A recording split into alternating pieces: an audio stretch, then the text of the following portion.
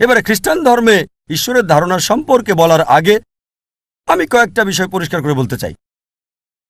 ইসলাম হলো একমাত্র খ্রিস্টান ধর্মবিশ্বাস যেখানে বিশ্বাসের একটা শর্ত হলো আমরা যীশু খ্রিস্টকে নবী বলে মেনে নেব। সেই মুসলিম আসলে মুসলিম না যে যীশু বা ঈসা আলাইহিস সালামকে নবী বলে মানে না। আমরা মানি তিনি হলেন আল্লাহ সুবহানাহু ওয়া তাআলার একজন প্রেরিত রাসূল।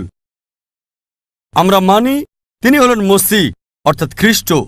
আমরা মানি তিনি অলৌকিকভাবে জন্মেছিলেন কোনো পুরুষের হস্তক্ষেপ ছাড়াই। এখনকার দিনের অনেক আধুনিক খ্রিস্টানই এটা বিশ্বাস করে না। আমরা মানি তিনি আল্লাহর নির্দেশে মৃত মানুষকে জীবিত করেছিলেন। আমরা মানি তিনি আল্লাহর নির্দেশে জন্মান্ধ আর কুষ্ঠরোগীদের সুস্থ করেছিলেন। খ্রিস্টান আর মুসলিমরা আমরা এ ব্যাপারে এক। জিজ্ঞেস করতে পারেন তাহলে আমাদের মধ্যে পার্থক্য কোথায়? আমাদের পার্থক্যটা হলো এরকম অনেক খ্রিস্টান আছে যারা বলে যে যীশু খ্রিস্ট নিজেকে ঈশ্বর বলে দাবি করেছিলেন। সত্যি বলতে আপনারা যদি বাইবেল পড়েন, গোটা বাইবেলের মধ্যে পরিষ্কার করে বলে এমন একটা কথাও আপনারা পাবেন না, কোথাও খুঁজে পাবেন না যেখানে যীশু খ্রিস্ট তার নিজের মুখেই দাবি করেছেন যে আমি ঈশ্বর, আমার উপাসনা করো। কথাটা আমি আরেকবার বলছি, গোটা বাইবেলের মধ্যে পরিষ্কার করে বলা এমন একটা কথাও আপনারা পাবেন না, একটা অনুচ্ছেদও আপনারা খুঁজে পাবেন না যেখানে যীশু খ্রিস্ট বা ঈসা আলাইহিস সালাম নিজের মুখে দাবি করেছেন যে আমি ঈশ্বর, আমার উপাসনা করো। যদি কোনো খ্রিস্টান আমাকে স্পষ্ট করে বলা, পরিষ্কার করে বলা বাইবেলের একটা অনুচ্ছেদও দেখাতে পারেন যেখানে যীশু খ্রিস্ট তার নিজের মুখে বলেছেন যে আমি ঈশ্বর অথবা আমার উপাসনা করো, আমি নিজেই খ্রিস্টান ধর্ম গ্রহণ করব। আমি অন্যান্য মুসলিমদের পক্ষ থেকে এ কথাটা বলছি না। আমি কম্পারেটিভ রিলিজিয়নের একজন ছাত্র। আমি শুধু নিজের মাথায় তরবারি নিচে রাখছি। যদি কোনো খ্রিস্টান আমাকে বাইবেল থেকে পরিষ্কার করে বলা এমন একটা অনুচ্ছেদ দেখাতে পারেন যেখানে যীশু খ্রিস্ট নিজেই দাবি করেছেন যে আমি ঈশ্বর অথবা আমার উপাসনা করো, আমি খ্রিস্টান ধর্ম গ্রহণ করব। সত্যি বলতে যদি বাইবেল পড়েন, যীশু খ্রিস্ট বা ঈসা আলাইহিস সালাম নিজের মুখেই বলেছেন, এটা আছে গসপেল অফ জন 14 নম্বর অধ্যায়ের 28 নম্বর অনুচ্ছেদে। তিনি বলেছেন যে আমার পিতা আমার চেয়ে মহান, গসপেল অফ জন 10 নম্বর অধ্যায়ের 29 নম্বর অনুচ্ছেদ। আমার পিতা সবার চেয়ে মহান, গসপেল অফ ম্যাথিউ 12 নম্বর অধ্যায় 28 নম্বর অনুচ্ছেদ। আমি শয়তানকে তাড়াই ঈশ্বরের আত্মার সাহায্যে, গসপেল অফ লুক 11 নম্বর অধ্যায় 20 নম্বর অনুচ্ছেদ। আমি ঈশ্বরের আঙ্গুলের সাহায্যে শয়তানকে দূর করি, গসপেল অফ জন 5 নম্বর অধ্যায় 30 নম্বর অনুচ্ছেদ। আমি আমার নিজের থেকে কিছুই করতে পারি না, আমি যা শুনি তাই বলি, আর আমার কথা সঠিক, কারণ আমি আমার নিজের ইচ্ছায় চলি না, আমি আমার ঈশ্বরের ইচ্ছায় চলি। যদি কেউ বলে যে নিজের ইচ্ছায় চলি না, ঈশ্বরের ইচ্ছায় চলি, সে একজন মুসলিম। যীশু খ্রিস্ট বা ঈসা আলাইহিস সালাম ছিলেন মুসলিম। তিনি কখনোই ঈশ্বর দাবি করেননি। সত্যি বলতে তিনি স্পষ্ট করে বলেছেন, এটা আছে গসপেল অফ ম্যাথিউ অধ্যায় নম্বর 5 অনুচ্ছেদ 17 থেকে 20। যীশু বা ঈসা আলাইহিস সালাম বলেছেন, এটা মনে করো না যে আমি এসেছি আমার পূর্ববর্তী নবীদের নিয়ম নীতি ভাঙার জন্য। আমি অবশ্যই ধ্বংস করতে আসিনি, বরং পূর্ণ করতে এসেছি।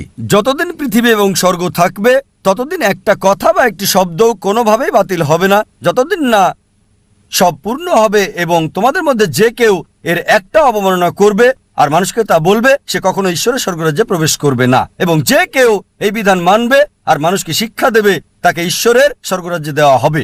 যদি তোমাদের ন্যায়নিষ্ঠতা শিক্ষক আর ফরিসীদের ন্যায়নিষ্ঠতা থেকে বেশি না হয়, তাহলে তোমরা স্বর্গরাজ্যে প্রবেশ করতে পারবে না। আর এটা হলো বাইবেলের চমৎকার একটা কথা, যা গসপেল অফ ম্যাথিউ অধ্যায় নম্বর 5 অনুচ্ছেদ 17 থেকে 20। আপনারা এটা খুলে দেখতে পারেন। যীশু খ্রিস্ট বা ঈসা আলাইহিস সালাম বলেছিলেন, যদি তুমি জান্নাতে যেতে চাও তোমাকে ইহুদিদের চেয়ে ভালো হতে হবে। যদি তোমাদের ন্যায়নিষ্ঠতা শিক্ষক আর ফরিসীদের ন্যায়নিষ্ঠতা থেকে বেশি না হয়, তাহলে তোমরা স্বর্গরাজ্যে প্রবেশ করতে পারবে না। যদি আপনি মুসা আলাইহিস সালামের প্রত্যেকটা প্রতিশ্রুতি অনুসরণ করেন, এমনকি যদি একটাও ভঙ্গ করেন, তাহলে আপনি জান্নাতে প্রবেশ করবেন না, বেহেশতে যেতে পারবেন না। মুসা আলাইহিস সালাম যা কিছু বলেছিলেন সব বিশ্বাস করতে হবে। বিশ্বাস করতে হবে এক ঈশ্বরে, ঈশ্বরের কোনো প্রতিমূর্তি নেই এসবে। যীশু খ্রিস্ট বা ঈসা আলাইহিস সালাম কখনোই নিজেকে ঈশ্বর দাবি করেননি, বরং তিনি বলেছেন, এটা উল্লেখ আছে গসপেল অফ জন অধ্যায় নম্বর 14 অনুচ্ছেদ নম্বর 24। যীশু বা ঈসা আলাইহিস সালাম বলেছেন যে তোমরা আমার যে কথা শোনো এগুলো আমার নয়, ঈশ্বরের, যিনি আমাকে প্রেরণ করেছেন। আরো উল্লেখ আছে গসপেল অফ জন অধ্যায় নম্বর 17 অনুচ্ছেদ 3। এই জীবন হলো অনন্ত, যেন তোমরা জানতে পারো ঈশ্বর একজনই এবং যীশু খ্রিস্টকে যিনি প্রেরণ করেছেন। এছাড়া আরো উল্লেখ আছে গসপেল অফ ম্যাথিউ অধ্যায় নম্বর 19 অনুচ্ছেদ 16 এবং 17। একদিন একজন লোক যীশু খ্রিস্টের কাছে আসলো এবং বলল যে, হে ভালো প্রভু, আমি কোন কোন ভালো কাজ করব যাতে আমি অনন্ত জীবন পেতে পারি। সে যীশুখ্রিস্টকে জিজ্ঞেস করছে, হে মহান প্রভু, আমি কোন কোন ভালো কাজ করব যাতে আমি স্বর্গে যেতে পারি? যীশুখ্রিস্ট সাল্লাল্লাহু সাল্লাম উত্তরে বললেন, কেন তুমি আমাকে মহান বলছো ঈশ্বরকে বাদ দিয়ে? কেন তুমি আমাকে মহান বলছো? মহান কেবল একজন, আর তিনি হলেন সর্বশক্তিমান ঈশ্বর। আর যদি চিরস্থায়ী জীবন চাও, যদি স্বর্গে যেতে চাও, তুমি ঈশ্বরের বাণী মেনে চলো। যীশুখ্রিস্ট সাল্লাল্লাহু সাল্লাম বলেননি যে তুমি যদি স্বর্গে যেতে চাও তাহলে বিশ্বাস করো যে আমি ঈশ্বর। তিনি বলেননি যে আমার ক্রুশে মৃত্যু হয়েছিল তোমাদের পাপের জন্য। তিনি বলেছেন, যদি তোমরা স্বর্গে প্রবেশ করতে চাও, তোমরা ঈশ্বরের বাণী মেনে চলো। এই সব কিছুই বলে ঈশ্বরকে বলে একজন, তার কোনো প্রতিমূর্তি নেই ইত্যাদি। এটা পরিষ্কার বলা আছে বুক অব অ্যাক্টস অধ্যায় নম্বর 2 অনুচ্ছেদ 22। বলা হয়েছে, হে ইসরায়েলবাসী, তোমরা শোনো, নাজারেথের যিশু একজন মানুষ ঈশ্বর নির্ধারণ করেছেন তোমাদের মধ্য হতে অলৌকিকতার নিদর্শনের মাধ্যমে, যা ঈশ্বর তাকে দিয়ে করিয়েছেন, আর তোমরা এসব দেখেছ। নাজারেথে যিশু একজন মানুষ, ঈশ্বর তোমাদের মধ্য হতে তাকে মনোনীত করেছেন, যাকে দেওয়া হয়েছে অলৌকিকতার নিদর্শন সমূহ, এবং ঈশ্বর তাকে দিয়ে করিয়েছেন, তোমরা তা দেখেছ। আর যখন যীশুখ্রিস্টকে জিজ্ঞেস করা হলো যে ঈশ্বরের বিধানের প্রথম কোনটি, তিনি উত্তর দিলেন গসপেল অফ মার্ক অধ্যায় নম্বর 12 অনুচ্ছেদ 29।